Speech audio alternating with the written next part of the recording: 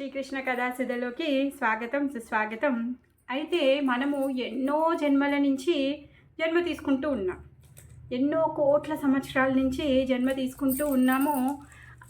ఈ కోట్ల సంవత్సరాల్లో మన హృదయంలో ఎంత మలినం పేరుకొని పోయింది అంటే, మరి ఇంత మలినాన్ని ఎవరు కడగగలుగుతారంట?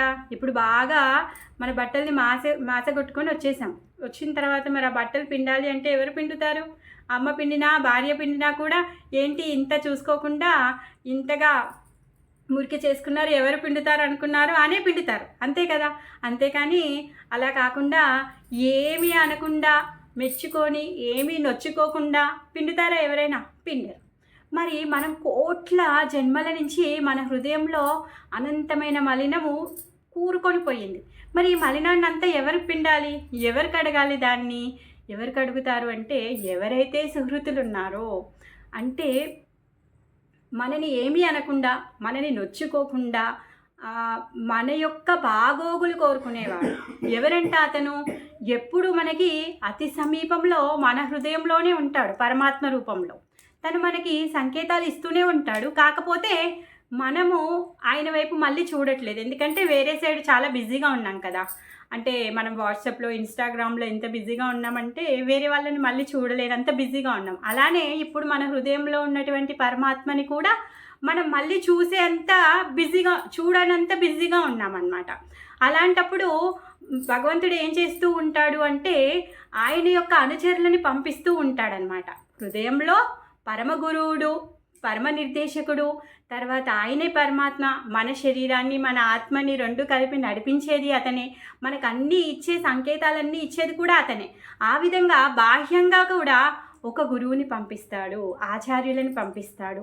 ఆ విధంగా ఆచార్యులను పంపించి అసలు మన లోపల ఉన్న మలినాలను ఏ విధంగా శుభ్రపరచుకోవాలి అది మనకి చెప్పడంతో పాటు ఆ మలినాలన్నింటినీ కూడా తుడిచేస్తాడు తనే. అంటే ఎంతో క్లోజ్ ఫ్రెండ్ అనమాట. తను ఏమీ అనకుండా ఏమీ తిట్టకుండా తను వచ్చి మీ బట్టలు ఉతికిచ్చినట్టుగా. ఆ విధంగా భగవంతుడు మన లోపలుండి మనకి ఇన్స్ట్రక్షన్స్ ఇవ్వడంతో పాటు బాహ్యంగా కూడా గురువులని ఆచార్యులని పంపించి మనలో ఉన్నటువంటి మలినాలన్నింటినీ తుడిచే విధంగా వాళ్ళు మనకి హెల్ప్ చేస్తారనమాట. మరి ఈ భౌతిక ప్రపంచంలో ఉన్నాము, మరి వాళ్ళందరూ సంపూర్ణమైన వాళ్ళ అంటే సంపూర్ణత్వం వాళ్ళ దగ్గర లేకుండొచ్చు. కాకపోతే వాళ్ళకి ఆ మలినాలు పోయే దారి తెలుసు, ఉపాయం తెలుసు. ఆ విధంగా వాళ్ళు మన హృదయంలో ఉన్నటువంటి మలినాలన్నీ తీసేసి మనని భగవంతుడి యొక్క పాద పద్మాలకి చేర్చగలిగేంత సమర్థత వాళ్ళకు ఉందన్నమాట. మరి అలాంటి వాళ్ళు దొరికినప్పుడు మనం ఏం చేయాలి? మిస్ అవ్వకుండా వాళ్ళని మనము ఫాలో అవ్వడం చేయాలి అనమాట. అంటే వాళ్ళు మనకి హార్ట్ ఇచ్చి మనకి మన మురికి బట్టలను కూడా మనం తిట్టకుండా ఏమీ చెయ్యకుండా మన మురికిని వాళ్ళు భరించుకొని వాళ్ళు క్లీన్ చేస్తున్నారు అంటే వాళ్ళకి ఎంత ప్రేమ ఉండుంటుంది మన మీద. మరి మనం వాళ్ళ ప్రేమని కూడా స్వీకరించాలి అనమాట. ఆ విధంగా ఎప్పుడైతే స్వీకరిస్తామో అప్పుడు మన యొక్క మలినాలు ఇవన్నీ తొలగిపోతూ ఉంటాయి. ఎప్పుడైతే మన మలినాలు తొలగిపోతాయో, మన హృదయం పవిత్రమవుతుందో అప్పుడు భగవంతుడి యొక్క చరణ కమలాల దర్శనం మనకు అవుతుంది. భగవంతుడి యొక్క సిద్ధి మనం పొందుతాము. నిన్న మణిగ్రీవ ఇంకా వాళ్ళ స్టోరీలో ఆచార్యులు చెప్తున్నారు. ఏమంటున్నారు? ఏ విధంగా అయితే భగవంతుడు బంధించబడి ఉన్నాడో, బంధించబడి ఉండి కూడా తను ఏం చేస్తున్నాడు? వాళ్ళిద్దరిని ముక్తులుగా చేశారు. మణిగ్రీవ ఇంకా నలకువేరులు, వీళ్ళిద్దరిని ముక్తి చేశాడు. అదేవిధంగా ఈ భౌతిక ప్రపంచంలో ఉన్నటువంటి కృష్ణుడి ఆజ్ఞ మేరకే ఇక్కడికి వచ్చిన ఆచార్యులు మనం చూడడానికి, ఎందుకంటే మనకు అంత మంచి దృష్టి లేదు. మరి ఆ ఆచార్యులు కూడా మనం చూడడానికి లోపాలు కనిపిస్తుండొచ్చు, వాళ్ళ దగ్గర అసమర్థత కనిపిస్తుండొచ్చు, వాళ్ళకి మొత్తం జ్ఞానం లేదు అని మనకు అనిపిస్తూ ఉండొచ్చు. అలా అనిపించినా కానీ భగవంతుడు ఏం చెప్తున్నాడు ఇక్కడ, ఆచార్యులు ఏం చెప్తున్నారు అంటే, వాళ్ళు వెళ్ళేటటువంటి దారి ఏదైతే ఉందో అది పక్కా దారి అనమాట, మోసపోమన్నమాట. అలాంటి దారిలో మనం వెళ్తే మన మలినాలన్నీ మనం కడిగేసుకుంటాము. ఆ విధంగా భగవంతుడి యొక్క ప్రాప్తి మనకి పొందుతాము అనేసి చెప్తున్నారు. ఆ విధంగా తర్వాత ఈ దామోదరుడి యొక్క లీలలో ఇంకొక పాఠం నేర్చుకోవచ్చు. ఏంటది? మనము భగవంతుడి యొక్క సేవ ఏ విధంగా చేయాలి అంటే, శ్రద్ధతో, అకుంఠితమైన శ్రద్ధతో ఎప్పుడైతే మనం పరిశ్రమ చేస్తామో, భగవంతుడి సేవ చేస్తామో అప్పుడు భగవంతుడి కృప దొరుకుతుంది మనకి, లేకపోతే అది దొరకదు. ఎప్పుడైతే యశోదమ్మ తను నిశ్చయించుకుంది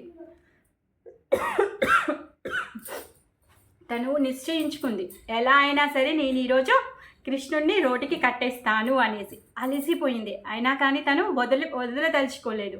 భగవంతుడు ఆమెలో ఉన్నటువంటి తాపత్రయాన్ని చూసి, ఆమెని శ్రమని చూసి ఆయన కరుణిచ్చి ఆయన బంధించుకున్నాడు. అదేవిధంగా మనం కూడా భగవంతుడు మనకిచ్చిన శక్తితోని మనం భగవంతుడి సేవ ఎప్పుడైతే చేస్తామో అప్పుడు భగవంతుడి యొక్క కృపని మనం పొందుతాము. మనము అందరము కూడా ఏదో ఒక పని చేస్తూనే ఉంటాం, ఎవ్వరము ఖాళీగా లేము. ఎందుకంటే ఇప్పుడు చక్కెర స్వీట్గా ఉంటుంది, ఉప్పు ఉప్పుగా ఉంటుంది. నీళ్ళు ఏం చేస్తాము, పారిపోస్తే అవి పారిపోతూ ఉంటాయి, కింద జారిపోతూ ఉంటాయి, అవునా కదా? అంటే వాటి తత్వం అవి. అదేవిధంగా మనిషికి ఆత్మకి ఒక తత్వం ఉంది. ఏంటంటే ఆ తత్వం అంటే సేవ చేయడం. ఏదో ఒక పని, ఏదో ఒక సేవ, ఏదో ఒకటి చేస్తూనే ఉంటామన్నమాట. అందుకే మనకు ఆ తత్వం ఉంది కాబట్టి, ఆ తత్వం మనకి ఎందుకు ఉంది అంటే మనము భగవంతుడి యొక్క నిత్య దాసులం కాబట్టి, ఆయన యొక్క దాసత్వంలో మనం ఉన్నాం కాబట్టి, ఆయనకి దాసరికం మనం చెయ్యాలి కాబట్టి ఆ తత్వం మనలో ఉంది. కాకపోతే మనం అది అర్థం చేసుకోకుండా మనం ఎవరికి దాసులం అయ్యాము అంటే ఈ భౌతిక ప్రపంచానికి వచ్చాక మన ఇంద్రియాలకి దాసులం అయ్యామన్నమాట. మరి మనం నిజమైన దాసులం ఎవరు, మన నిజమైన యజమాని ఎవరో మనకు తెలిసిన తర్వాత ఆయనకి నిజమైన దాసరికం చెయ్యాలి అంటే మర్చిపోయాం కాబట్టి ఆచార్యులు వచ్చి మనల్ని మేలు కొలుపుతూ ఉన్నారనమాట. ముందుగా ప్రభుపాదుల వారికి ప్రణామాలు చెప్తూ ఈరోజు దామోదరుడి బంధ విముక్తి చేసుకుందాం. ఓం అజ్ఞానతిమిరాంధస్య జ్ఞానాంజనశలాకయా చక్షురున్మీలితం యేన తస్మై శ్రీ గురవే నమః. శ్రీచైతన్యమనోభీష్టం స్థాపితం యేన భూతలే స్వయం రూపా కదా మह्यं దదాతి స్వపదాంతికం. వందేహం శ్రీగురోం శ్రీయుతాపదకమలం శ్రీగురున్ వైష్ణవాంశ్చ శ్రీరూపం సాగ్రజాతం సహగణా రఘునాథాన్వితం తం సజీవం సాద్వైతం సావధూతం పరిజనసహితం కృష్ణచైతన్యదేవం శ్రీరాధాకృష్ణపాదాన్ సహగణా లలిత శ్రీవిశాఖాన్వితాంశ్చ. హే కృష్ణ కరుణా సింధో దీనబంధో జగత్పతే గోపేశ గోపికా కాంత రాధాకాంత నమోస్తుతే. తప్తకాంచన గౌరాంగీ రాధే వృందావనేశ్వరి వృషభానుసుతే దేవి ప్రణమామి హరిప్రియే. వాంఛాకల్పతరుభ్యశ్చ కృపా సింధుభ్య ఏవ చ పతితానాం పావనేభ్యో వైష్ణవేభ్యో నమో నమః. నమో ఓం విష్ణుపాదాయ కృష్ణప్రేష్టాయ భూతలే శ్రీమతే భక్తివేదాంత స్వామినితి నామినే. నమస్తే సారస్వతే దేవే గౌరవాణి ప్రచారిణే నిర్విశేష శూన్యవాది పాశ్చాత్యదేశతారిణే. శ్రీకృష్ణ చైతన్య ప్రభు నిత్యానంద శ్రీ అద్వైత గదాధర శ్రీవాసాది గౌరభక్తవృంద. హరే కృష్ణ కృష్ణ కృష్ణ హరే హరే హరే రామ రామ రామ హరే హరే. మూకం కరోతి వాచాలం పంగుం లంఘాయతే గిరిం యత్కృపాతమహం వందే శ్రీగురుం దీనతారిణం. శ్రీల ప్రభుపాదికి జై, శ్రీల గురుదేవ్కి జై. అయితే ఈ దామోదర లీలలో మణిగ్రీవ నలకువేర్లు ఇద్దరు చెట్టు రూపంలో అక్కడ బంధించబడి ఉన్నారు గత 100 సంవత్సరాల నుంచి. నారదముని శాపం కాదు, అది వాళ్ళ పట్ల వరము. ఎందుకంటే కోటాను కోట్ల జన్మల నుంచి వాళ్ళు ఈ జన్మజరా మృత్యు వ్యాధిలోనే తిరుగుతున్నారు. కానీ ఇప్పుడు మాత్రము భగవంతుడి యొక్క దర్శనంతో, భగవంతుడి యొక్క స్పర్శతో, భగవంతుడి యొక్క ఆలనా పాలనలో ఆ భగవంతుడి ఇంట్లోనే, ఆ కృష్ణుడి యొక్క ఇంట్లో పెరట్లోనే వాళ్ళు ఉన్నారు. కృష్ణుడు అప్పుడప్పుడు వచ్చి వాళ్ళని స్పర్శిస్తున్నాడు, దాగుడు మూతల ఆట ఆడుతున్నాడు, వాళ్ళని కౌగలించుకుంటున్నాడు. ఆ విధంగా కృష్ణుడి యొక్క స్పర్శ, ఆయన యొక్క ఆలింగనాన్ని పొంది వాళ్ళు పరవశించిపోతున్నారు. ఇంకా వెయిట్ చేస్తున్నారు ఎప్పుడు ముక్తి కలుగుతుందా అని. ముక్తి రానే వచ్చిన తర్వాత ఇప్పుడు వాళ్ళు ఏమంటున్నారు, మాకు ఇక్కడి నుంచి వెళ్ళాలని లేదు, మీ యొక్క లీలల్ని మేము మళ్ళీ దర్శనం చేసుకోవాలని ఉంది అనేసి చెప్తున్నారు. ఇంకా ఇప్పుడు మిమ్మల్ని మేము ప్రార్థించేది చూసి అమ్మ వచ్చిన తర్వాత ఆమె యొక్క వాత్సల్యంలో, అంటే కృష్ణుడు నా కుమారుడు కాదా, ఈయనకేమైనా అతీంద్రమైన శక్తులున్నాయా, లేకపోతే దీని ఏంటి అని తను ఒక క్షణం ఆలోచించి ఆ వాత్సల్యంలో ఏమైనా లోటు వచ్చేస్తోంది, లేకపోతే ఈ గోపబాలులు అందరూ ఉన్నారు, వాళ్ళందరూ కృష్ణుని ఏమనుకుంటున్నారు, మా ఫ్రెండే అనుకుంటున్నారు. వాళ్ళు ఎప్పుడూ కృష్ణుణ్ణి పరమాత్మగా లేకపోతే పరమసత్యంగా ఆయనే దేవాది దేవుడిగా వాళ్ళు ఎప్పుడు చూడడం లేదనమాట. మరి వాళ్ళల్లో ఒకటిగా చూసి వాళ్ళ యొక్క ఆప్యాయతని, వాళ్ళ యొక్క వాత్సల్యాన్ని పంచుతున్నారే, అందులో ఏమైనా కొరత వస్తుంది అంటే మీ యొక్క ఈ మధురమైన లీలల్లో మేము ఆటంకపడదలుచుకోలేదు, అందుకనే మీ యొక్క కృపని మాకు ఇవ్వండి అని చెప్పేసి వాళ్ళు ఇంకేం కోరుకుంటున్నారు, మేము వెళ్ళేది అల్కాపురి, అక్కడ పరమ ఐశ్వర్యం అంటే మొత్తము ఈ విశ్వంలో ఉండేటటువంటి ఐశ్వర్యం అంతా అక్కడే ఉంది. అక్కడ ఏముంటుంది, భోగ విలాసాలే ఉంటాయి. అక్కడికి వెళ్ళిన తర్వాత సెన్స్ ఎంజాయ్మెంట్ చాలా ఉంటుంది. అందరూ ఏమనుకుంటారు, దాన ధర్మాలు చేస్తూ ఉంటారు. ఎందుకు, ఆ ఎంజాయ్మెంట్ కోసమే. అక్కడికి చచ్చాక మేము స్వర్గానికి వెళ్ళాలి అని చెప్పేసి పుణ్యాలు, దానాలు, ధర్మాలు, యజ్ఞాలు, అనుష్ఠానాలు, ఉద్యాపనలు చేస్తూ ఉంటారు. అక్కడే ఉంటారు వీళ్ళు. అక్కడ ఎక్కడైతే అల్కాపురి రాజ్యం యొక్క రాజు ఎవరైతే ఉన్నారో ఆయన కొడుకులు వీళ్ళిద్దరు. మరి అక్కడికి వెళ్ళిన తర్వాత మేము మళ్ళీ మా ఇంద్రియాలకి లోపడిపోతాము, మేము ముందు ఎలా ఉన్నామో మేము మళ్ళీ అలానే అయిపోతాం, మాకు తప్పకుండా అక్కడికి వెళ్తే ఇంకా అంతే అనేసి వాళ్ళిద్దరు ఫీల్ అవుతున్నారనమాట. ఇప్పుడు ఏమంటున్నారంటే కృష్ణుడిని, లేదు లేదు మేము అలా అవ్వదలుచుకోవట్లేదు, అందుకే మేము అక్కడికి వెళ్ళిన తర్వాత ఓన్లీ మీ యొక్క కీర్తనే మేము చెయ్యాలి, మీ యొక్క దర్శనమే మేము చేసుకోవాలి. మరి మీ యొక్క దర్శనం ఎలా చేసుకుంటాము అంటే ప్రతి జీవి కూడా మీ యొక్క అంశనే కాబట్టి అందరిలో కూడా మిమ్మల్ని మేము దర్శనం చేసుకోవాలి, వాళ్ళకి మేము మా ప్రణామాలు అర్పించాలి, మేము మీ సేవలో ఉండాలి, మీ కథల యొక్క శ్రవణాన్ని వినాలి, తర్వాత మీ యొక్క పాద పద్మాల స్మరణ మేము ఉండాలి అని చెప్పేసి వాళ్ళు భగవంతుడి యొక్క కృపను అడుగుతారనమాట. అడిగిన తర్వాత కృష్ణుడు మాట్లాడుతూ ఉంటారు. వీళ్ళు పదే పదే పదే పదే దండవత్ ప్రణామాలు చేస్తున్నారు, నా చుట్టూ ప్రదక్షిణ చేస్తూ ఉన్నారు, అక్కడ ఆడుకునే పిల్లలు చూస్తున్నారు ఈ సంగతి అంతా. తర్వాత కృష్ణుడు అంటారనమాట, సరే ఇప్పుడు మీరు ఇక్కడికి వచ్చారు, ఎక్కడికి, నందమహారాజు యొక్క పెరట్లో వచ్చారు కదా, మరి ఆ క్రెడిట్ అంతా ఎవరిది, అదంతా నా ప్రియ శిష్యుడైనటువంటి నారదుల వారిది. ఆయన యొక్క కృప వల్లనే మీరు ఇప్పుడు ఈ స్థితిని పొందారు, మీరు ఇంకా అల్కాపురికి వెళ్ళండి, మీకు నా కృప దొరికింది కాబట్టి మీరు అతి త్వరలో మీ జన్మ జరా మృత్యు వ్యాధి నుంచి తప్పించుకొని మీరు మళ్ళీ నా లోకానికి వచ్చేస్తారు అనేసి చెప్తారు. వీళ్ళు దండ ప్రణామాలు చేసి వీళ్ళు వెళ్ళిపోతారు. చెట్లు పడిపోయాయి, ఎంత పెద్ద వృక్షాలు అవి, 100 సంవత్సరాల నుంచి ఉన్నాయి, చాలా ఎత్తుగా ఉన్నాయి, వాటి వేర్లు ఎక్కడెక్కడ పాకాయో తెలియదు, అంత పెద్ద వృక్షాలు. మరి అలాంటి వృక్షాలు ఏమైంది, ధడాల్మని పడిపోయింది. ధడాల్మని పడిపోతే ఎంత పెద్ద శబ్దం వచ్చి ఉంటుంది, ఆ శబ్దానికి మొత్తం అందరూ వచ్చేసారనమాట. అక్కడ దారిలో పోయే వాళ్ళు వచ్చేసారు, గోవులను తీసుకొని వచ్చేవాళ్ళు పరిగెత్తుకుంటూ వచ్చారు, లోపల నుంచి నందమహారాజు వచ్చాడు, పిల్లలు వచ్చారు, గోపులు వచ్చారు, గోపమ్మలు వచ్చారు, అందరూ పరిగెత్తుకుంటూ వచ్చారు. చూస్తే ఆ 2 మహావృక్షాలు పడిపోయి ఉన్నాయి. అక్కడ అనుకుంటున్నారనమాట, అదేంటి తుఫాను లేదు, పిడుగు పడలేదు, పోనీ పెద్ద పెద్ద వృషభాలు వచ్చి ఏమైనా కొట్లాడాయా, వాటి కొమ్ములనేసి ఈ చెట్లను ఏమన్నా నెట్టేస్తే పడిపోయాయా, లేకపోతే ఏనుగులు వచ్చాయా, ఏనుగులు ఏమన్నా నెట్టేస్తే ఈ చెట్లు పడిపోయాయా, ఏంటి అసలు ఏమీ లేకుండానే ఈ వృక్షాలు ఎలా పడిపోయాయి అనేసి వాళ్ళు అనుకుంటూ ఉన్నారనమాట. వాళ్ళు అనుకుంటూ ఆలోచిస్తున్నారనమాట. అసలు ఇంత పెద్ద వృక్షాలు పడిపోవడము అసలు ఆశ్చర్యకరంగా ఉంది, అసలు దుమ్ము లేదు, గాలి లేదు, తర్వాత పిడుగు లేదు, ఎలా పడిపోయాయి అని చెప్పేసి వాళ్ళు ఆలోచిస్తూ ఉన్నారనమాట. ఆలోచిస్తూ వాళ్ళు ఇంకా అక్కడే అందులో ఉన్న ఒక ఇద్దరు అంటారనమాట, అక్కడ ఆడుకునే పిల్లల్ని చూసి అసలు ఏమైంది అనేసి అడుగుతారనమాట. అప్పుడు ఆ ఇద్దరు పిల్లలు అంటారు, ఏమీ లేదు, కృష్ణుడు ఆడుకుంటూ ఆడుకుంటూ ముందుకొచ్చాడు, ఆ రోలు అడ్డం పడిపోయింది, పడిన తర్వాత 2 చెట్ల మధ్యలో నుంచి వెళ్ళిపోయాడు, వెళ్ళిపోతే ఆ రోలు రావట్లేదు అని చెప్పేసి తాడు పట్టి గట్టిగా లాగగానే ఆ 2 చెట్లు పడిపోయాయి. పడిపోయిన తర్వాత 2 చెట్ల నుంచి 2 దేవతలు వచ్చారు, చాలా దగదగగా మానంగా వాళ్ళు మెరుస్తూ ఉన్నారు. వాళ్ళు ఏం చేస్తున్నారు అంటే కృష్ణుడికి దండ ప్రణామాలు చేస్తున్నారు, మొక్కుతున్నారు, ఇంకా కృష్ణుడితో మాట్లాడారు. వాళ్ళు మాట్లాడి ఆయనకి ప్రదక్షిణ చేసి వాళ్ళు రుమనేసి వెళ్ళిపోయారు అనేసి చెప్తున్నారు అనమాట. అంతలోకి ఒక గోపన్, ఏంటి ఏం మాట్లాడుతున్నారు మీరు, పోయి వాళ్ళని అడుగుతారా అనేసి ఒకరు అంటారనమాట.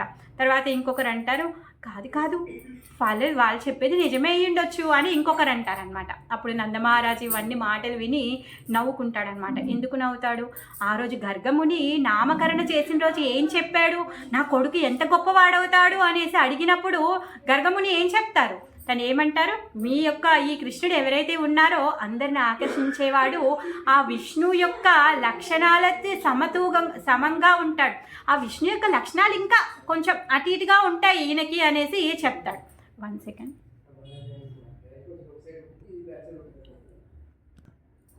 సారీ. అప్పుడు గర్గాచార్య చెప్పినటువంటి ఆ విషయాలు నంద మహారాజ్కి గుర్తుకొస్తుంది అనమాట. గుర్తుకొచ్చి తను నవ్వుకుంటాడనమాట. నవ్వుకొని ఇంకా లేచి వెళ్ళి కృష్ణుడి నడుముకి కట్టినటువంటి ఆ తాడు నిప్పేసి కృష్ణుని చంకలో వేసుకుంటాడనమాట. వేసుకున్న తర్వాత అంతలోకి గోపికలు అందరూ వచ్చి నంద మహారాజ్ దగ్గర నుంచి మళ్ళీ కృష్ణుని తీసుకుంటారనమాట. తీసుకొని అంతలోకి యశోదమ్మ లోపలికి వస్తుంది.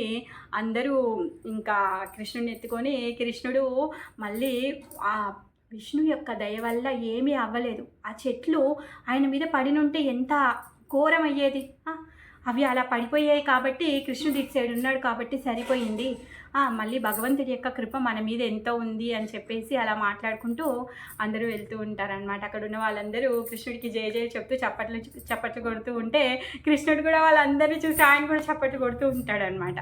ఆ విధంగా ఆ రోజు నుంచి అందరూ దామోదర దామోదర అని పిలవడం స్టార్ట్ చేశారు. దామోదర అని పిలవగానే కృష్ణుడికి బాగా కోపం వచ్చేది. ఎందుకు ఉదరానికి తాడు కట్టింది? దొంగతనం చేసినందుకే కదా, కుండ పలగొట్టినందుకు, అల్లరి చిల్లర పని చేసినందుకు అమ్మ కట్టింది కదా. అంటే దామోదర అని పేరు చెప్పగానే కృష్ణుడి యొక్క అల్లరి గుర్తుకొస్తుంది. అంటే కృష్ణుడు ఇలా చేశాడు అన్నట్టుగా ఉంటుంది. అందుకే ఎవరైనా దామోదర అని పిలిస్తే కృష్ణుడికి చాలా కోపం వచ్చేదన్నమాట. అలానే అందరూ వచ్చి అలా పిలిస్తే అసలు పలికేవాడు కాదు, వాళ్ళని చూసేవాడు కాదు, అలా ఉండేదన్నమాట. ఒకరోజు ఇలానే రోహిణి అమ్మ కూడా దామోదర అని పిలుస్తుంది అనమాట. పిలిచేసరికి కృష్ణుడికి కోపం వచ్చి రమ్మంటే రాని కూడా రాడనమాట. అలా అల్లరి చేస్తూ ఉండేవాడు. ఈ విధంగా రోజు అల్లరి చేస్తూ ఉన్నాడు. తర్వాత ఇంతలోకే తనకి 3వ బర్త్డే వచ్చేస్తుంది అనమాట. రోజు ఆడుతూ ఉంటాడు, ఏదో ఒక లీల చేస్తూనే ఉంటాడు. ఆయన బాల్య చేష్టలు ఎంత పరమ అద్భుతమైనవి అంటే అమ్మ యశోద, నాన్న నంద మహారాజు, రోహిణి, తర్వాత మిగిలిన వాళ్ళందరూ కూడా ఆయన యొక్క లీలల్ని చూస్తూ ఆశ్చర్యపోతూ మురిసిపోతూ వాళ్ళు చాలా పరమ ఆనందంగా ఉండేవాళ్ళు అనమాట. ఒక రోజంట యశోదమ్మ తను కూర్చునే పీటను తీసుకొని రమ్మనిందంట. చిన్న ఉన్నాడు కదా, ఆ పీట చాలా బరువుగా ఉంది. పాపం వెళ్ళి ఆ పీటను ఎత్తడానికి చాలా కష్టపడుతూ కూడా ఆ పీటను కష్టంగా తీసుకొని వచ్చి యశోదమ్మకి ఇస్తాడంట. ఒక రోజేమో నందమహారాజు పావుకోళ్ళు తీసుకురమ్మంటాడంట. ఆ విధంగా పావుకోళ్ళను కూడా తీసుకొని నెత్తి మీద పెట్టుకొని వస్తాడంట. అలా రకరకాలుగా అమ్మని, నాన్నని, రోహిణి అమ్మని అందరినీ కూడా ఏదో ఒక విధంగా సంతోష పెట్టడానికి ఏదో రకరకాల కార్యాలు చేస్తూ ఉంటాడనమాట. ప్రతి ఒక్కరి యొక్క సెంటర్ ఆఫ్ అట్రాక్షన్ ఎవరు? కృష్ణానే, ఖానానే, నీలమణియే, లల్లానే, ఇంకంతే, ఇంకెవరికి వేరేది ఏదీ లేదు. అందరి యొక్క మాన ప్రాణాలంతా కూడా ఓన్లీ కృష్ణ అనమాట. మరి ఇలా సాగుతూ ఉంది. 3వ బర్త్డే వచ్చిందనమాట. ఆ రోజు పొద్దున్నే లేచి ఏదో తినేసి అమ్మ మేము ఆడుకోవడానికి వెళ్తాము అని చెప్పేసి కృష్ణ బలరాములు ఇద్దరూ వెళ్ళిపోయారనమాట. ఆడుకోవడానికి వెళ్ళారు. ఎంతకో రారు, పొద్దైపోతుంది, ఇంకా రావట్లేరు పిల్లోళ్ళు అని చెప్పేసి ఏం చేస్తుంది అంటే యశోదమ్మ రోహిణి మాతకి చెప్తుంది అనమాట. నువ్వు వెళ్ళమ్మా, వెళ్ళి కృష్ణుడిని బలరాముడిని తీసుకొని రా, వాళ్ళు ఎప్పుడో పొద్దున ఏదో కొంచెం తినిపోయారు, వాళ్ళకి ఆకలియట్లేదా, ఇంత పొద్దుపోయింది, వాళ్ళు ఇంకా స్నానం కూడా చేయలేదు, అలానే అల్లరి చేస్తూ వాళ్ళు అక్కడే ఆడుకుంటున్నారు, నువ్వు వెళ్ళి తీసుకొని రా అనేసి చెప్తుంది అనమాట. అలా అని ఎందుకంటే అమ్మ బిజీగా ఉందన్నమాట. ఆయన బర్త్డే కదా, గెస్ట్లను పిలిచింది, వాళ్ళకి దాన ధర్మాలు అవన్నీ చేయాలి, కొడుకుతో చేయించాలి అని చెప్పేసి కొంచెం బిజీగా ఉందని రోహిణి మాత్రం పంపిస్తున్నాను. అక్కడికి వెళ్ళిన తర్వాత దూరం నుంచి బలరాముడు చూస్తాడు. కృష్ణ ఏ కానా చూడు అమ్మ వస్తుందంటే, ఏ అమ్మ వస్తుంది అనేది అడిగితే రోహిణి అమ్మ వస్తుంది అని, రోహిణి అమ్మనే వస్తుందిగా, పర్లేదు ఆడుకో అనేసి ఉంటాడు అనమాట. అలా రోహిణి మాత వచ్చి ఏ కానా రా, అమ్మ పిలుస్తోంది, ఎప్పటి నుంచి ఆడుకుంటున్నారు, ఆకలేస్తలేదా, దా తిందూరు రండి అనేసి పిలుస్తుంది అనమాట. పట్టించుకోరు. ఇంకా పైగా బలరాముడికి ఏం చెప్తారు, పర్లేదు మనం ఆడుకుందాం, అమ్మేమనదు అనేసి అంటే రోహిణి మాత అసలు పడదు కాబట్టి అమ్మ కోపం రాదా, ఏమనదు అని చెప్పేసి రోహిణి మాతని అలానే సరే అని ఆడుకుంటూ ఉంటారు. రోహిణి మాత ఎంత పిలిచినా కృష్ణ బలరాములు రాకపోయేసరికి రోహిణి మాత ఏం చేస్తుంది, మళ్ళీ ఇంటికి వస్తుంది. వెళ్ళమ్మా యశోదమ్మ, నువ్వు ప్రేమించినంతగా గొప్పగా నేను ప్రేమించనేమో, అందుకే నేను పిలిస్తే రావట్లేడమ్మా, అందుకే నువ్వే వెళ్ళి పిలుచుకో అని చెప్తుంది అనమాట. అంతలోకి యశోదమ్మ ఉన్న పళ్ళంగా లేచి తను లేచి వెళ్తుంది అనమాట. పిలుస్తుంది, ఓ అరవిందాక్ష, ఓ కృష్ణ, ఓ ప్రాణ అనేసి, ఓ ఖానా నీలమణి అనేసి పిలుస్తుంది అనమాట. అప్పుడు బలరాముడు అంటే అమ్మొచ్చేసింది అనేసి చెప్పగానే కృష్ణుడు అలర్ట్ అయిపోతాడనమాట. అయిపోయి వింటుంటాడనమాట. రారా, ఎప్పుడో పొద్దున్న తిన్నావు, ఆకలేయట్లేదా నీకు?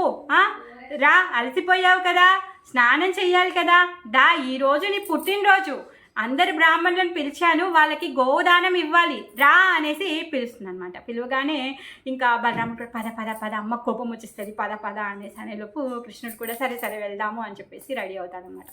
అంతలోకే ఈ ఫ్రెండ్స్ అందరూ అంటారు, వెళ్ళులే చూస్తాను, రాపో, మళ్ళీ వచ్చాక నీ సంగతి చూస్తాం, ఇప్పుడు నువ్వు ఓడిపోయేటట్టున్నావు అని చెప్పి ఇప్పుడు వెళ్ళిపోతున్నావు, నువ్వు మళ్ళీ రా, అప్పుడు మిమ్మల్ని నువ్వు వచ్చేయి, నువ్వు అక్కడ కూర్చో, మేము ఆడుకుంటాం, నువ్వు చూడు, నేను ఆడించుకునేది లేదులే అనేసి అంటారనమాట.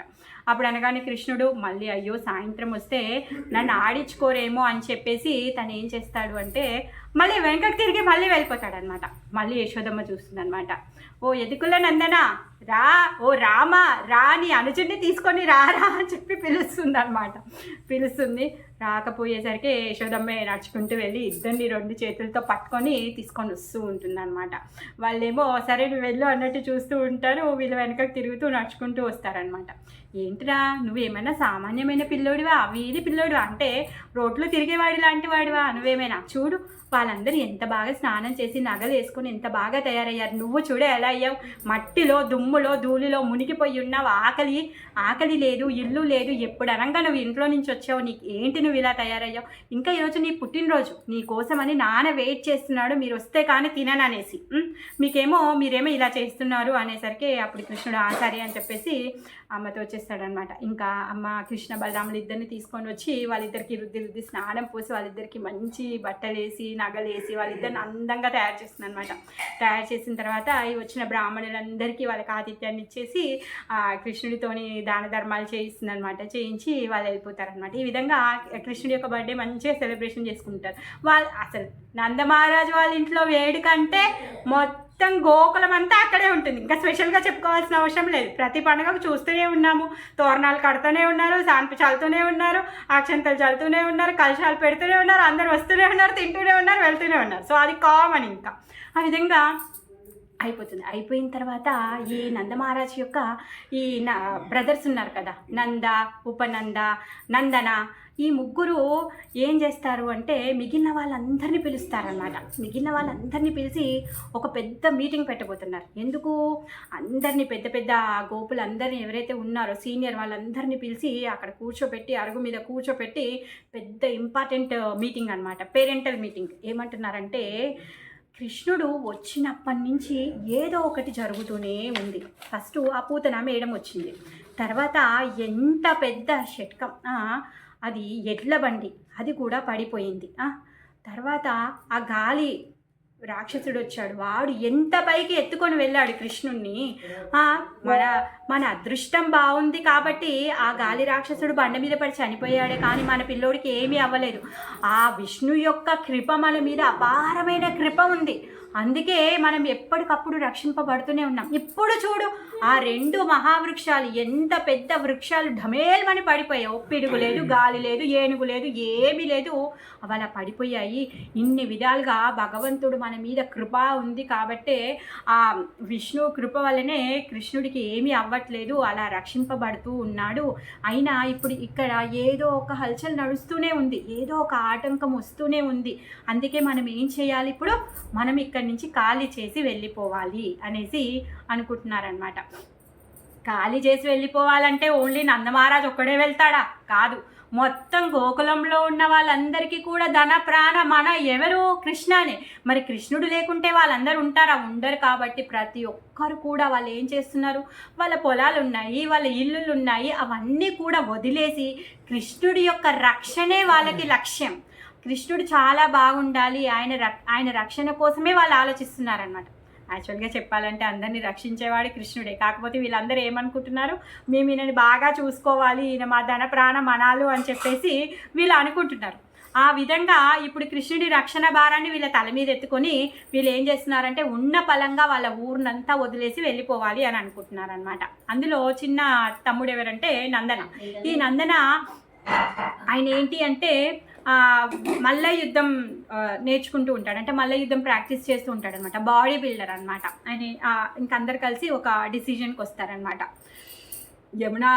యమునా తటం దగ్గర ఆ గోవర్ధన తలేటిలో ఆ ప్లేస్ చాలా బాగుంది, బృందావనం. ఆ బృందావనము ఎంత బాగుంది అంటే పిల్లలు ఆడుకోవడానికి బాగుంటుంది, ఆవులకి మేత మేయడానికి కూడా బాగుంటుంది, తర్వాత మనం ఉండడానికి కూడా బాగుంటుంది. అక్కడ పర్వతాలు ఉన్నాయి, సెలయేర్లు ఉన్నాయి, యమునా తటం ఉంది, అన్నీ చాలా బాగున్నాయి అక్కడ. అందుకే మనం ఏం చేద్దాము అంటే మనం ఈ గోకులాన్ని ఖాళీ చేసేసి మనము ఆ బృందావనానికి వెళ్దాము అని చెప్పేసి ఆ మీటింగ్లో అందరు కలిసి డిసిజన్ తీసుకొని దీన్ని ఫైనల్ చేస్తారనమాట. ఇంకా వీళ్ళు ఏం చేయబోతున్నారంటే ఇప్పుడు మహావనంలో ఉంది గోకులం. మరి 12 వనాల్లో ఒక వనము మహావనం. ఆ మహావనంలో గోకులం ఉంది. ఇప్పుడు ఈ మహావనం నుంచి ఈ గోకుల వాసులందరూ కూడా బృందావనానికి వెళ్తున్నారనమాట. అక్కడికి షిఫ్ట్ అయిపోతున్నారు. సో మరి షిఫ్ట్ అవ్వాలంటే మనం ఒక యాత్రకి వెళ్తేనే ఎంతగానో ప్యాకింగ్ చేసుకుంటాం, ఎంత ప్లాన్ చేస్తాం, ఏమేమో చేస్తాం, అవునా కాదా? మరి మొత్తంకే వీళ్ళు ఉన్న పలంగా ఇల్లు వాకిలి అన్నీ వదిలేసి వెళ్తున్నారంటే ఎంత ప్లాన్ చేయాలి? అలా అని చెప్పేసి ఈ నందన ఎవరైతే ఉన్నారో నంద మహారాజు యొక్క చిన్న తమ్ముడు అనమాట. ఆ నందనుడు తను ఏం చేస్తున్నాడంటే ప్లాన్ చేస్తాడనమాట. ఏ విధంగా వెళ్ళాలి, వెళ్ళేటప్పుడు సామాన్లను ఎలా ప్యాకింగ్ చేసుకోవాలి, ఈ మొత్తం అందరికీ ఎవరెవరు రక్షణ ఇవ్వాలి, ఎవరు ముందు లైన్లో ఉండాలి, ఎవరు వెనక లైన్లో ఉండాలి, పిల్లల్ని ఎవరు చూసుకోవాలి, ఆవులను ఎవరు చూసుకోవాలి, మరి సామాన్లను ఎవరు చూసుకోవాలి, తర్వాత చిన్న దూడలు అప్పుడే డెలివరీ అయిన దూడలు ఉంటాయి, మరి ఒక్కటా రెండా ఆవులు.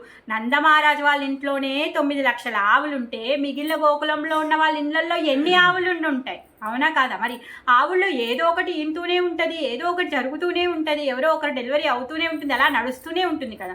ఆ విధంగా చిన్నపిల్ల తల్లులు ఎవరు చూసుకోవాలి, వృద్ధులను ఎక్కడ పెట్టాలి, తర్వాత ఈ ఋషి గణము, తర్వాత ముని గణము ఉన్నారు, వీళ్ళందరూ ఎక్కడ ఉండాలి, మరి ఎక్కడ బ్రేక్ఫాస్ట్కి ఎక్కడ ఆగాలి, డిన్నర్కి ఎక్కడ ఆగాలి, లంచ్కి ఎక్కడ ఆగాలి. ఎందుకంటే వీళ్ళు ఇదంతా తీసుకొని సామాన్ అంతా తీసుకొని బృందావనంకి వెళ్ళడానికి, ఆ ఎడ్ల బండుల్లో వెళ్ళడానికి 2 రోజులు పడుతుందంట. మరి ఆ 2 రోజులు మొత్తం ప్లాన్ చేయాలి, ఊరికేనే అవుతుందా? కాదు కదా. ఆ విధంగా ఈ నందన మొత్తం అంతా ప్లాన్ చేస్తున్నాడు అనమాట. సో ఇప్పుడు తను మొత్తం అంతా స్కెచ్ చేసి ప్రతి ఇంటికి వెళ్తాడనమాట. మీరు ఇలా ఉండాలి, మీరు ఇవి ప్యాక్ చేసుకోవాలి, మీరు ఏం చేయాలి, మధ్యలో వండుకోవడానికి కొన్ని సామాన్లు ప్యాక్ చేసుకోవాలి, ఓన్లీ మళ్ళీ నెక్స్ట్ డే స్నానం చేయడానికి గంచా, ఒక జత బట్టలు పెట్టుకోవాలి, తర్వాత పిల్లలకి ఆకలిస్తుంది కాబట్టి కొన్ని స్నాక్స్ పెట్టుకోవాలి, మిగిలినవన్నీ వేరే బండిలో పెట్టి దాన్ని మొత్తము ప్యాక్ చేయాలి, ఈ విధంగా అని చెప్పి అందరికీ ఇన్స్ట్రక్షన్స్ ఇస్తూ ఉన్నాడు. తర్వాత అందరూ కలిసి వాళ్ళు ఇక్కడి నుంచి బయలుదేరే రోజు రానే వచ్చింది. అయితే వీళ్ళు ఏమనుకుంటున్నారంటే ఫస్ట్ ఆవులను పెట్టేద్దాం, ఫస్ట్ రోలో ఆవులు ఉంటాయి, అన్ని ఆవులన్నీ ఫస్ట్ ఉంటాయి. ఆవులు వెళ్తూ ఉంటే వాటి వెనుక ఎవరైతే ఈ వృద్ధ గోపులు వాళ్ళు ఉన్నారో, తర్వాత ఈ ఋషి మండల, తర్వాత ఈ బ్రాహ్మణులు ఎవరైతే ఉన్నారో వాళ్ళు ఉంటారు. అలా అని చెప్పేసి వేల కొద్దీ ఎడ్ల బండుల్లో వీళ్ళందరూ బయలుదేరుతున్నారనమాట. ఎవరైతే గోపులు ఉన్నారో వీళ్ళందరూ ఏం చేస్తున్నారు, అస్త్రశస్త్రాలు పట్టుకొని అందరికీ ప్రొటెక్షన్గా చుట్టూ ప్రొటెక్షన్ ఇవ్వడానికి కొంతమంది వెనుక, కొంతమంది ముందు, కొంతమంది అటువైపు, కొంతమంది ఇటువైపు, మొత్తం అందరినీ షఫల్ చేస్తాడు, ప్లాన్ చేస్తాడనమాట. అలా ఇంకా తర్వాత పిల్లలందరినీ ఎవరు చూసుకుంటారు, ఎక్కడుంటారు, ఏం సంగతి, ఇవన్నీ ప్లాన్ చేస్తున్నాడు అనమాట. కరెక్టేలే, పిల్లలకి ఏముంది, ఏమి ఇబ్బంది లేదు, వాళ్ళ ప్రొటెక్షన్ పెద్ద పని కాదు. ఎందుకంటే నీలమణి ఎక్కడుంటే పిల్లలందరూ అక్కడే ఉంటారు. నీలమణి తింటే తింటారు, నీలమణి పాడితే పాడతారు, నీలమణి ఆడితే ఆడతారు, పడుకుంటే పడుకుంటారు, వాళ్ళదేం పెద్ద కష్టం కాదు అనేసి అంటే అప్పుడు ఈ గోపమ్మలందరూ అంటారు, దానికేం ఇబ్బంది లేదు, వాళ్ళందరూ నీలమణి దగ్గరే ఉంటారు, వాళ్ళందరినీ యశోదమ్మ రోహిణమ్మ వాళ్ళిద్దరు చూసుకుంటారు, వాళ్ళ తిండికి ఏమీ బాధ లేదు, వీళ్ళ చింత మీరు పడాల్సింది లేదు అనేసి అంటారనమాట. మరి అందరు పిల్లలు ఒకటే దగ్గర ఉంటే ఎలా మేనేజ్ అవుతుంది? లేదులే రోహిణి అమ్మ యశోదమ్మ చూసుకుంటారులే అనేసి అనుకుంటారనమాట. కానీ తర్వాత అయితే నందనుడు అంటున్నాడు అనమాట, నందమహారాజు ఆల్రెడీ చెప్తాడు, కష్టం అవుతుందేమో, ఈ 9 లక్షల ఆవులు ఇవన్నీ ఉన్నాయో ఒక్కసారి ముందుకు వెళ్తాయా, వెళ్ళవు అనగానే ఈ నందన అంటాడనమాట. ఏమంటాడంటే, కరెక్టే అన్నా, ఎందుకంటే ఈ గోకులంలో ఉన్న వాళ్ళెవ్వరికీ కూడా కృష్ణుణ్ణి చూడకుండా నిద్ర పట్టదు, ఆకలియ్యదు, వాళ్ళు ఏ పని చెయ్యరు. ఆవులు కూడా అడవికి వెళ్ళేటప్పుడు కృష్ణుడి ముఖాన్ని చూసే వెళ్తాయంట. ఆ విధంగా మంగళారతి దర్శనం అన్నట్టుగా, శయనారతి దర్శనం అన్నట్టుగా, మధ్యాహ్న దర్శనం అన్నట్టుగా ఆ గోకులంలో ఉన్నటువంటి మనుషులు, పశువులు, పక్షులు, కీటకాలు ప్రతి ఒక్కటి కూడా ఆ నీలమణి దర్శనం లేకుండా వాళ్ళు వేరే ఏది చెయ్యరు. మరి అలాంటప్పుడు ఆవులు ముందు నడవమంటే ఎలా నడుస్తాయి? నడవవు. వెనకకొచ్చి కృష్ణుడు వాళ్ళతోనే వెళ్తున్నాడని వాళ్ళకి ఎప్పుడైతే నమ్మకం కలుగుతుందో అప్పుడే ఆవులు ముందుకెళ్తాయి అనేసి అంటాడు. అప్పుడు ఆయన ఇంకా తెల్లారింది, అందరూ బయలుదేరుతున్నారు, శంఖాలు మోగిస్తున్నారు, డంకాలు మోగిస్తున్నారు, చాలా పెద్ద శబ్దం అవుతుంది. ఇంకా బయలుదేరాలి. ఇక బయలుదేరే టైంకి ఆవులన్నింటినీ తీసుకొచ్చి ముందు నించో పెట్టారు, అవి కదలాలి. కానీ కదలడం లేదు. ఎందుకు? రోజు దర్శనం చేసుకుంటే ఇప్పుడు ఆ ముందు నుంచో పెట్టి వెళ్ళమంటే వెళ్తాయా? వెళ్ళట్లేదు. అన్నీ కూడా ఒక్కసారి గర్జించి పీచే మూడ్ అన్నట్టుగా ప్రతి ఒక్క ఆవు వెనకకు తిరిగాయంట. మరి అన్ని లక్షల ఆవులు వెనకకు తిరిగితే ఎవరైనా ఆపగలుగుతారా? గోధులు లేస్తోంది. అవి ఎవరిని హాని చెయ్యవు. వాటి యొక్క లక్ష్యం ఏంటి? ఓన్లీ కృష్ణుడు దర్శనం చేసుకోవడమే. ఇంకప్పటికి ఈ నందన వచ్చేసి తను చెప్తాడనమాట, అలా కాదు, ఈ ఆవులన్నీ ఒకేసారి ముక్కుముడి వస్తాయి, నాకు తెలుసు, నేను ఎంత ప్లాన్ చేసినా నేను ఫెయిల్ అవుతానని తెలుసు అని చెప్పేసి మిగిలిన ఆ చిన్నపిల్లల తల్లులు ఎవరైతే గోపీలు ఉన్నారో వాళ్ళందరినీ పిలిచి రిక్వెస్ట్ చేస్తాడనమాట, అమ్మా ప్లీజ్ మీ పిల్లల్ని మీ దగ్గరే పెట్టుకోండి, ఇప్పుడు ఈ ఆవులన్నీ వస్తే అన్నిటినీ చూసుకోవడం, అందరినీ చూసుకోవడం కష్టం అవుతుంది, వద్దు, మన ప్రయాణం ఈజీగా అవ్వదు అని చెప్పేసి అందరినీ రిక్వెస్ట్ చేసి అందరినీ ఎడ్ల బండిలో ఎక్కించి వాళ్ళ తల్లులకి వాళ్ళ పిల్లల్ని ఇచ్చేసి తర్వాత యశోదమ్మని, రోహిణి అమ్మని, కృష్ణ బలరాములని ఇచ్చి ఒక ఎడ్ల బండిలో కూర్చోపెడతారనమాట. కూర్చోబెట్టిన తర్వాత చెప్తాడనమాట, చూడమ్మా వదినా, కృష్ణుని చూసుకోవాల్సిన బాధ్యత నీదే, ఇప్పుడు అందరికంటే పెద్ద పని నీకే ఉంది, ఈ నటకట్ నీలమని నీ దగ్గరే ఉండేటట్టు చూడు, మధ్యలో దింపొద్దు, దిగాడో యాత్ర ఇక్కడే ఆగిపోతుంది, వాడు దిగితే ప్రతి ఒక్కరూ దిగుతారు, వాడిని ఎటు పోకుండా వాని దృష్టి నీ వైపే మరల్చుకొని నువ్వే చూసుకో అమ్మా అని చెప్పేసి మధ్య చెప్తాడు. చెప్పగానే ఇంకా ఆవులు రావడం మొదలుపెట్టాయి. వస్తున్నాయి లక్షల ఆవులు. వచ్చి ఆ నీలమణిని ఎడ్ల బండిలో చూసి ప్రణామం చేసి ఆ బండి చుట్టూ ప్రదక్షిణ చేసి ముందుకు తిరుగుతాయన్నమాట. ప్రతి ఒక్క ఆవు కూడా ఏమనుకుంటుంది అంటే నేను ఈ బండితోనే నడవాలి అనుకుంటుంది అనమాట. ఆ విధంగా నడుస్తూ ఈ బండితోనే, నీలమణి బండితోనే మేము నడవాలి అని వాళ్ళ కోరిక. అప్పుడే డెలివరీ అయిన ఆవులు అసలు దూడల వైపు ఎవరిని చూడనివ్వు, ఈగను కూడా ఆలనీయవు, అలా చూసుకుంటే అప్పుడే పుట్టిన బిడ్డని. అలాంటి ఆవులు కూడా అప్పుడే ఈయన ఆవు కూడా ఏం చేస్తుందంట, నీలమణి దర్శనానికి ఆ చిన్న సంటి దూడను వదిలేసి వచ్చి నీలమణి చూస్తుందంట. అది వేరే గోపులు వెళ్ళి ఆ ఆవుని, ఆ దూడని ఎత్తుకొని ఈ ఆవు వెనక తిరుగుతున్నాడు ఆయన. కానీ ఆ ఆవు మాత్రం ఏం చేస్తుంది, నీలమణి దర్శనమే దానికి ఇంపార్టెంట్ అనమాట. ఆ విధంగా ప్రతి ఒక్కరు కూడా, మిగిలిన గోపులు గోపికలు ప్రతి ఒక్కరు కూడా ఆ బండితోనే నడవాలండి. మరి ఆ బండితో నడవాలంటే ఎంత ప్లేస్ ఉంటుంది, ఎవరెవరు నడవగలుగుతారు? ఆ విధంగా ఇవన్నీ సెట్ అవ్వడానికి, ఎవరి ప్లేస్ వాళ్ళకి చూపించడానికి ఈ నందనకి 2 గంటల సమయం పట్టిందంట. 2 గంటల సమయం పట్టి అందరినీ రిక్వెస్ట్ చేసి మళ్ళీ ఎవరి ప్లేస్లోకి వాళ్ళని పంపించి యాత్రను పెడుతున్నాడు అనమాట. అప్పుడు అలా యాత్రను మొదలు పెడుతున్నాడు. అందుకే మళ్ళీ ఎవరికి ఏమైనా అవసరం వస్తుందా అని చెప్పేసి తను గుర్రం ఎక్కాడంట. మరి గోకులంలో గుర్రం ఎక్కడిది అంటే ఒకటే ఒక గుర్రం ఉందంట, అది కూడా ఆడగుర్రం. ఎవరిది అంటే ఎప్పుడైతే రోహిణి మాత తను మథురా నుంచి వచ్చిందో అప్పుడు ఆ గుర్రం మీద వచ్చిందనమాట. వచ్చిన తర్వాత ఆ గుర్రం ఇక్కడే ఉంటుంది. వీళ్ళు గోకులంలో ఆవుల కొట్టంలో ఈ గుర్రాన్ని కూడా అక్కడ పెట్టి దాన్ని కూడా పూజ చేసేవాళ్ళు అనమాట. ఆవులకు పూజ చేసినప్పుడు దాన్ని కూడా పూజ చేసేవాళ్ళు. ఆవులందరికీ తెలిసి ఈ గుర్రం మనతోనే ఉంటుంది, ఇది చాలా మంచిది, ఇదేమి మనం చేయదు అని చెప్పేసి వాళ్ళు కూడా ఫ్రెండ్షిప్ చేసుకున్నారనమాట. ఆ విధంగా వీళ్ళందరూ కలిసి ఈ గుర్రం మీద మన నందన ఉన్నాడనమాట.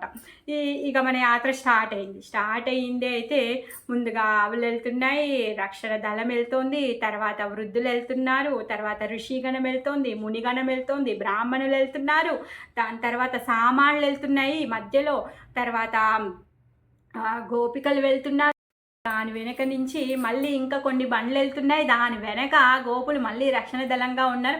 ఆ విధంగా ఒక 3 కోసులు, 3 అంటే 9 కిలోమీటర్లు వీళ్ళే పొడవుగా అంతా ఉన్నారనమాట. ఇక వాళ్ళందరూ నడుచుకుంటూ వెళ్తున్నారనమాట. ఇక నడుచుకుంటూ అలా వెళ్తూ ఉంటే నెక్స్ట్ ఒక అడవిలోకి వెళ్తున్నారనమాట. అడవిలోకి ఎంటర్ అయ్యారు. అడవిలోకి ఎంటర్ అవుతే మరి ఇంకప్పుడు చెప్తాడనమాట, వచ్చి వదినమ్మ ఇప్పుడు అసలు ఇంకా మనం అడవికి వచ్చాము, ఇక్కడ మృగాలు వస్తాయి, నువ్వు పిల్లోని మాత్రం అసలు కిందికి దింపొద్దు, వాడు దిగాడంటే అందరూ దిగిపోతారు, అందరినీ రక్షించడం కష్టం అవుతుంది, సెక్యూరిటీ ప్రాబ్లం అవుతుంది అనేసి చెప్తాడనమాట. మరి ఇలా గోకులం అంతా ఖాళీ అయిపోయింది. ఖాళీ అయిపోయిన తర్వాత అక్కడ ఉన్నటువంటి ఇంకా ఉన్నాయి కదా, నెమళ్ళు, పాములు, కుక్కలు, పిల్లులు, తర్వాత పులులు, జింకలు, ఇవన్నీ ఉన్నాయి అక్కడ. మరి అవన్నీ కూడా ఏమనుకుంటున్నాయంట, చీమలు, పురుగులు కూడా అన్నీ కూడా ఏమనుకుంటున్నాయంట, నీలమనే లేకపోతే మనం ఈ గోకులంలో ఉండి ఏం చేస్తాము అని చెప్పేసి ఈ వీళ్ళ వెనకనే మొత్తం గోకుల వాసులతో పాటుగా పురుగు, పుట్ర అన్నీ కూడా బయలుదేరాయంట. పక్షులు కూడా ఇంకా మేము ఈ చెట్ల మీద ఉండి ఏం చేస్తాము అని చెప్పి పక్షులు కూడా పైనుంచి వచ్చేస్తున్నాయి, వీళ్ళతో పాటే బృందావనానికే వీళ్ళతో పాటే వచ్చేస్తున్నాయంట. ఆ విధంగా గోకులంలో ఉన్నటువంటి ప్రతి ప్రాణి ఖాళీ చేసేసింది. ఇంకా అందరూ కలిసి నీలమణి ఎక్కడుంటే అక్కడే, నీలమణి బాగుండాలి, నీలమణి రక్షణే వాళ్ళ యొక్క లక్ష్యం అన్నమాట. అలా అందరూ వెళ్తున్నారనమాట. వెళ్తూ ఉంటే దారిలో అడవి వచ్చింది. అడవి ఇంకా దారిలో ఇంకా పిల్లలి కృష్ణుడు ఇంకా బలరాముడు ఎంత నటుకట్ అంటే వాళ్ళు ఇద్దరు వాళ్ళ ప్రశ్నలకి అసలు అంతమే లేదు. ఏది చూసినా అమ్మా ఇదేంటి, అమ్మ ఇది ఎందుకు ఇలా ఉంది, అమ్మ ఇది నాకు కావాలి, అమ్మ ఇది వద్దు, ఇదే ప్రశ్నలు అడగడం, వాళ్ళ అమ్మను ఊరికే తల ఇటు తిప్పడం అటు తిప్పడం, అది కావాలి ఇది కావాలి ప్రశ్నిస్తూనే ఉన్నారంట. పోతూ ఉంటే దారిలో అమ్మ ఇదేంటి పెద్ద గడ్డం ఉన్న చెట్టు ఇదేంటి అని అడుగుతున్నాడంట. పెద్ద గడ్డం దేనికుంటుంది, ఊడల మర్రి చెట్టు, ఆ మర్రి చెట్టుని ఇంత పెద్ద గడ్డం ఉంది ఇదేం చెట్టు అనేసి అడుగుతున్నాడు అనమాట. ఆ విధంగా రకరకాల ప్రశ్నలు. అబ్బా అసలు యశోదమ్మ రోహిణి అమ్మ అయితే అలసిపోయారంట, చెప్తూ అలసిపోయారంట. అబ్బా ఇంకెంత దూరం ఉంది అన్నట్టుగా అలా పిల్లలు ఇద్దరు విసిగిస్తున్నారనమాట. ఇంకొంచెం ముందుకు వెళ్ళగానే ఆ అడవిలో 2 పులులు కనిపించాయంట. 2 పులులు, ఒక మగ పులి ఒక ఆడపులి, 2 అక్కడ కూర్చొని ఉన్నాయి. వాటి పక్కకి ఒక చిన్న పులిపిల్ల ఉందన్నమాట. అది ఎలా ఉందంటే గోల్డెన్ కలర్లో ఉంది, బంగారు రంగులో ఉందన్నమాట. దాన్ని చూస్తానికి ఎలా ఉంది అంటే పిల్లిలా ఉంది. అయితే కృష్ణుడు అంటాడంట, అమ్మ నాకు ఆ గోల్డెన్ క్యాట్ కావాలి, నాకు ఆ బంగారు పిల్లి కావాలి అని ఏడుస్తున్నాడంట. అంతలోకే ఆనందని అక్కడ వస్తాడనమాట. ఏంటి వదిన ఏం చెయ్యను, నేను ఇప్పుడు ఆ పులిని ఎలా పట్టకరాను అనేసి అంటాడనమాట. అంటే అప్పుడు ఏదో ఒకటి చెప్పమ్మా అనేసి అంటే యశోదమ్మ అంటుందంట, అప్పుడు చూడు కన్నా అక్కడ చూసావా 2 పులులు ఉన్నాయి, పెద్ద పులులు, అది అమ్మ పులి ఇది నాన్న పులి. మరి ఇప్పుడు వాళ్ళ పిల్లోడిని మనం తెచ్చుకున్నాం అనుకో, అప్పుడు అమ్మ పులి ఏడుస్తుంది కదా అనేసి యశోదమ్మ చెప్తుందంట. అప్పుడు లల్లా అంటాడంట, అవును అమ్మ ఏడుస్తుందా, అయితే వద్దు అమ్మ వద్దు నాకేం వద్దు అనేసి అంటాడంట. తర్వాత ఏమంటాడంట, చాచా అని చెప్పేసి బాబాయ్ని పిలిచి నువ్వు ఆ పులికి వెళ్ళి లడ్డు ఇచ్చిరా అనేసి అంటాడంట. పులికి లడ్డు ఎలా పెట్టేదిరా దేవుడా, ఇప్పుడు మళ్ళీ పాపం వాళ్ళ బాబాయ్కే ఇక్కట్లు. తర్వాత సరే అని చెప్పేసి వాళ్ళమ్మ మూటలో నుంచి లడ్డు ఇస్తే అక్కడ అందరూ కూడా కృష్ణుడి సేవ కోసమే ఉన్నారు. ఎవరిని హానిపరచడానికి లేదు. అక్కడ పాము, తర్వాత నెమలి ఒకటే దాగా నడుస్తున్నాయి, జింకలు, తర్వాత పులులు అన్నీ కలిసి నడుస్తున్నాయి వాళ్ళ వెనక. అసలు ఎవరి మధ్యలో ఏమీ వైరం లేదు. ఆ విధంగా ఈ నందనతి వెళ్ళి లడ్డూలు వెళ్ళి ఆ పులికి ఇచ్చేసేస్తారంట. పులి ఏమైనా లడ్డు తింటుందా, కానీ స్వయంగా కృష్ణుడే వాళ్ళ కోసం పంపించారు కాబట్టి ఆ లడ్డు తినేసాయంట అవి. ఆ విధంగా తినేసే వీళ్ళు ఇంకా అడవి దాటి ఇంకొంచెం ముందుకు వెళ్ళగానే అంతలోకే ఏదో చెట్టు చూసి అమ్మ నాకు ఈ పళ్ళు కావాలి అనేసి పేచి పెడుతున్నాడంట. అంతలోకే బండి ఆగుతుంది. కృష్ణుడు దబాక్కమని చెప్పేసి దూకేస్తాడనమాట. దూకాడు కృష్ణుడు అంటే మిగిలిన పిల్లలందరూ కూడా బండ్ల నుంచి దిగేశారు. ఇంకా ఎవరు కదిలేటట్టు లేరు. ఇక పిల్లలంటే బండ్ల మీద అమ్మ నాన్న ఏదో తినిపించేస్తే తినేశారు, కానీ ఇంకా పెద్దవాళ్ళు ఏమి ఇంకా బ్రేక్ఫాస్ట్ చేయలేదు కదా. లంచ్ అయితే యమునా తటంలో అని ముందే ప్లాన్ చేసుకున్నారు. ఇక సరే అని చెప్పేసి ఆగాం కదా, బ్రేక్ఫాస్ట్ చేద్దాము అని చెప్పి అందరూ బ్రేక్ఫాస్ట్ చేసి నెమ్మదిగా అంతలోకే ఇంకా అన్ని ఆటలు ఆడేస్తున్నారు పిల్లలందరూ. మళ్ళీ మధుమంగళ్ వస్తాడనమాట. నేను పోను అంటాడు. నువ్వు పోయి ఆ బ్రాహ్మణుల బండిలో ఎక్కురా అంటే నేను ఎక్కను అనేసి అంటాడు. అలా కాదు అని ఒక మంచి డబ్బా నిండా మోదకులన్నీ పెట్టి నువ్వు వెళ్ళి నాయన అక్కడ కూర్చో, మళ్ళీ లంచ్ టైంలో కలుద్దాము పిలుస్తాము అనేసి చెప్పేసి వాడిని మెప్పించి వాడిని తీసుకెళ్ళి ఆ బండిలో కూర్చోపెడతారు. మళ్ళీ ఎవరి బండి వాళ్ళు ఎక్కించి నెమ్మదిగా అలా వెళ్తూ ఉంటారనమాట. వెళ్ళగానే యమునా తటం వరకు వెళ్తారు. యమునా తటం వరకు వెళ్ళి అక్కడ లంచ్ చేసి యమునని క్రాస్ చేయాలి. యమునని క్రాస్ చేయాలి అంటే యమున చాలా వెడల్పుగా ఉంటుంది. మరి అప్పుడు బ్రిడ్జ్ కింద ఏమీ లేదు, ఒక నౌకలు తెచ్చారంటే తెచ్చి దాని మించే గడ్డి చెక్క అవన్నీ వేసి ఇప్పుడు దాని మీద నుంచి ఈ ఎడ్ల బండ్లన్నీ వెళ్ళాలి. ఈ ఆవులు ఏవైతే ఉన్నాయో అవన్నీ యమున అలానే నీటిలో నుంచి దాటుకుంటూ వెళ్తూ ఉన్నాయన్నమాట. అలా ఆవులన్నీ దాటుకుంటూ వెళ్తుంటే కృష్ణుడు అంటాడంటే, ఎందుకు అవేమో నీళ్ళల్లో నుంచి వెళ్తున్నాయి, మనం పైనుంచి వెళ్తున్నాము, నేను నీళ్ళల్లో నుంచి వెళ్తాను అనేసి అంటే, మళ్ళీ కాదు అందులో నుంచి అవి వెళ్తాయి, మనం వెళ్ళలేము, నువ్వు మునిగిపోతావు నాయన అని చెప్తే సరే అని చెప్పేసి త్వరగా ఆ బ్రిడ్జ్ ఎక్కేసి దిగేసి అటు సైడ్ అందరు పిల్లలు వచ్చి అని చెప్పేసి ఆవులు వస్తుంటే చూస్తుంటారు, లాలి ఆగే, పీలి ఆగే అంటే ఎర్రావులు వచ్చేసే, అదేంటి తెల్లావులు వచ్చేసే అని చెప్పేసి అక్కడ అందరూ నించొని పిల్లలందరూ దూకుతూ ఆవులను లెక్క పెడుతూ వాళ్ళు బాగా అల్లరి చిల్లరి చేస్తూ ఉన్నారనమాట. ఆ విధంగా మొత్తం ఇవన్నీ ఈ వేల బండ్లు తర్వాత గోపులు గోపికలు అందరూ కూడా ఈ యమునని క్రాస్ చేయడానికి చీకటైపోయిందంట. ఇక యమునకి ఇటువైపు వచ్చారు. ఇటువైపు వచ్చిన తర్వాత ఇంకా రాత్రి ఏం ప్రయాణం చేస్తారు, ప్రయాణం చేయలేరు కదా. ఆ విధంగా వాళ్ళు ఏం చేస్తున్నారు అంటే ఆ బండ్లన్నింటినీ కూడా హాఫ్ సర్కిల్గా అర్ధచంద్రాకారంలో పార్క్ చేశారంట. అన్నిటిని నించోపెట్టి అంటే ప్రొటెక్షన్ అనమాట. ఇటు సైడ్ అంతా యమున పారుతూ ఉంది. సో ఇలా అర్ధచంద్రాకారంలో ఈ బండ్లన్నీ పెట్టారు. మధ్యలో వీళ్ళందరూ ఉన్నారు. ఈ ఋషులు మునులు వీళ్ళందరూ ఏం చేశారంటే అక్కడ చెట్లు ఉంటాయి కదా, మేము చెట్ల కింద హాయిగా ఉన్నాము, మా కోసం మీరేం కష్టపడొద్దు అని చెప్పేసి వాళ్ళ ఆసనాలు తీసుకొని వెళ్ళి చెట్ల కింద కూర్చొని వాళ్ళు సెట్ అయిపోయారు. మేము ఇంకా నైట్ అంతా ఇక్కడే ఉంటామని వాళ్ళు కూర్చున్నారు. అంతలోకే ఇంకా ఈ ఆడవాళ్ళు ఉండడం కోసమని కొన్ని బట్టలు వేలాడేశారు. సపరేట్ కాలనీ లాగా తయారు చేశారు ప్రభుజీ సభ దగ్గర ఉండడానికి. ఇంకా ఎవరైతే ఈ గోపులు ఉన్నారో రక్షణ దళంగా వీళ్ళు ఏం చేస్తున్నారు అంటే ముళ్ళ కట్టెలు తీసుకొచ్చారంట. ముళ్ళ కట్టెలు తీసుకొచ్చి చుట్టూ పాతారనమాట. అంటే ఏవైనా వస్తే వాళ్ళు ఫస్ట్ ఆ ముళ్ళని దాటి రావాల్సి వస్తుంది అనేసి ప్రొటెక్షన్ కోసము ముళ్ళులతో ఉన్నటువంటి కర్రలన్నింటినీ పాతారనమాట. పాతేశారు. తర్వాత లోపల కొంతమంది గోపులు గోపికలు అందరూ ఏం చేస్తున్నారంటే వనభోజనం ఇంకా అక్కడ కూర్చొని వాళ్ళు వంట చేస్తున్నారనమాట. డిన్నర్ ప్రిపరేషన్ చేస్తున్నారు. పిల్లలందరూ ఆడుతూ ఉన్నారు. అక్కడ చాలా ఏమంటారు గురిగింజను చూసి కృష్ణుడు ఏంటి ఇది అని అడుగుతున్నాడంట. అది చూసి ఇది వాళ్ళ అమ్మ చెప్పిన తర్వాత అన్ని గురిగింజలు తర్వాత నెమలి పించాలు అన్నీ కలెక్ట్ చేశారంట. విపరీతంగా ఆడారంట. ఆడారు. తర్వాత అందరికీ ఆకలేస్తుంది. ఇంకా నీలమణి తినలేడు. మరి నీలమణి తినకపోతే ఎవరూ తినరు. మరి ఏం చేయాలి? నీలమణి తినురా అంటే దారిలో అదో ఇదో నమ్మలేశాడు. ఇంకా అసలు ఆటలో పడి ఆయనకి తిండి వ్యామోహం లేదు, ధ్యాస లేదు, తినాలని వాడికి కోరిక లేదు. తినురా అంటే తినట్లేదు. అందరూ ఎదురు చూస్తున్నారు. నీలమణి తింటేనే మేము తింటాం, లేకపోతే లేదు. ప్రసాదమే తింటామని వీళ్ళందరూ పాపం ప్రణతి తీసుకున్నారు. ఆయనేమో తినట్లేదు. ఆ విధంగా మళ్ళీ చాచా వచ్చాడనమాట. నందన వచ్చి తను అంటున్నాడు అనమాట, నీలమణి నాకు ఆకలేస్తుందంటే, చాచా నీకు ఆకలిస్తుందా అనేసి అంటాడనమాట. అవును నీలమణి నాకు ఆకలిస్తుంది నీలమణి అనేసి అంటే అప్పుడు లల్లా పరిగెత్తుకుంటూ వెళ్ళి యశోదమ్మ దగ్గరికి ఏదో ఒకటి ఇవ్వు, చాచాకి ఆకలిస్తుంది, ఏదో ఒకటి ఇవ్వు అనేసి వాళ్ళ అమ్మ దగ్గర నుంచి లడ్డూయో కచడి ఏదో పట్టుకొని వస్తాడనమాట. పట్టుకొని వచ్చి పట్టు చాచా తిను అనేసి నోట్లో పెట్టడానికి పోతాడనమాట. నువ్వు తినివ్వు నాకు, నువ్వు తిన్నాక నేను తింటా అనేసి చాచా చెప్తే ఆయన తిని అప్పుడు అది చాచాకి తినిపిస్తాడంట. ఆ విధంగా అది అందరూ పంచుకొని అందరూ ప్రసాదాన్ని అప్పుడు వాళ్ళు డిన్నర్ చేస్తారనమాట. ఇంతలోకే కృష్ణ బలరాములు పిల్లలందరూ బాగా అలిసిపోయి పడుకున్నారు. ఇంకా అసలు వాళ్ళు పడుకున్నారు, చాలా తొందరగా పడుకున్నారు. అసలు వాళ్ళు ఇంకా నైట్ అంతా పడుకోరేమో అని పాపం తల్లిదండ్రులు భయపడ్డారు. కానీ వాళ్ళు అలిసిపోయి పడుకున్నారనమాట. తర్వాత వీళ్ళందరూ భోజనం చేసిన తర్వాత మళ్ళీ పడుకోవడానికి వీళ్ళెవరికి నిద్ర పట్టట్లేదు. ఎందుకు? మళ్ళీ కృష్ణుడి యొక్క దర్శనం చేసుకోవాలి.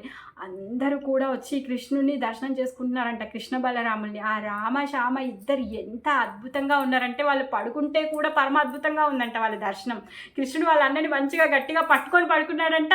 బలరాముడు తమ్ముడి మీద చేసి పడుకున్నాడంట. అసలు ఆ అద్భుతమైన రూపాన్ని చూసి ఆ నందన ఏమంటున్నాడంటే, నేను ఇన్ని రోజుల నుంచి ఇంత దగ్గరగా ఈ రామశ్యామ పడుకున్నప్పుడు నేను దర్శనం చేసుకోలేదా? ఇలాంటి మహద్భాగ్యం నాకు ఈరోజు కలిగింది, నేను ధన్యుణ్ణి అయిపోయాను అని చెప్పేసి తను పరవశించిపోతున్నాడు అనమాట. ఇంకా తను అక్కడి నుంచి వెళ్ళిపోదాము అంటే నాకు కాళ్ళు కదలట్లేవంట. చెప్తున్నాడు, ఏమంటున్నాడంటే, నాకు అసలు ఈ దృశ్యాన్ని ఇలానే చూస్తూ నించొని ఉండాలని ఉంది, నా కాళ్ళు స్తంభాలు అయిపోయాయి, కదలడం లేదు, ఈ పరమ అద్భుతమైనటువంటి దర్శనము నేను ఎప్పుడు చేసుకోవాలి అని చెప్పేసి తను ప్రార్థిస్తూ ఉన్నాడు అనమాట. ఆ రామశ్యామ దర్శనం అందరూ చూసి పరవశించి మర్చిపోయి అంతలోకి అప్పుడు నన్ను కొంచెం తను తేరుకొని తను అంటాడంట, సరే సరే అందరూ పడుకోండి, ఎందుకంటే పిల్లలు చాలా అలసిపోయి పడుకున్నారు, వీళ్ళు త్వరగా పడుకున్నారు కాబట్టి పొద్దున్నే త్వరగా లేస్తారు, మరి మనం కూడా వాళ్ళకంటే ముందే లేవాలి, మనం రెడీ అయిపోవాలి, మనం ఇంకా ఫర్దర్ మన ఏదైతే ఉందో దాన్ని కొనసాగించుకోవాలి, అందుకనే మీరు త్వరగా పడుకోండి, రెస్ట్ తీసుకోండి, మనం పొద్దున్నే వెళ్ళిపోవాలి అని చెప్పేసి చెప్తాడనమాట. ఆ విధంగా అందరూ రెస్ట్ తీసుకుంటారు. సో మన కథను కూడా ఇక్కడే రెస్ట్ ఇచ్చేస్తాను. రేపు కంటిన్యూ చేసుకుందాం బృందావనానికి వెళ్ళడం. హరే కృష్ణ. ఎవరైనా ఏమైనా యాడ్ చేయాలంటే చేయొచ్చు.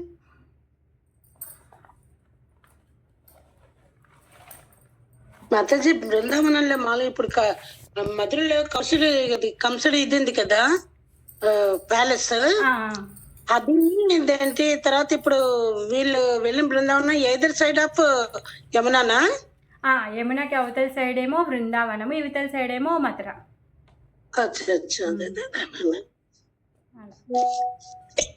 ఈ బృందావనం 11 కోసులు ఉందంట బృందావనం. ఈ బృందావనంలోకి బర్సానా కూడా వస్తుంది, నందగాం వస్తుంది అనమాట. అక్కడ బర్సానా ఉందనే మన హీరో బృందావనం సెలెక్ట్ చేసుకుంటుంటాడు.